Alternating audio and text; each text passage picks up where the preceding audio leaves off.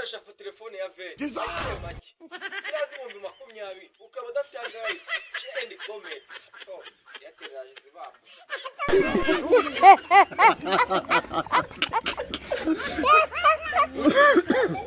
ubundi muri Bibiliya hari ibintu byinshi baduhishe ntibigeze batubwira se Yesu yakiraga iby'abana ese yubakaga nyirankuru ese yaryaga ibyana ubundi muri Bibiliya hari ibintu baduhishe andika muri comment ese niba Yesu atararyaga ibyana mani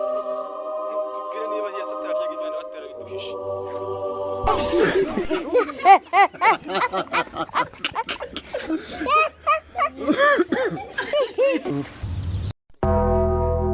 tujya tunangaza cyane ugasanga muri Bibiliya abapasiteri baravuze ngo urwandiko Pawulo yandikiye Timoteyo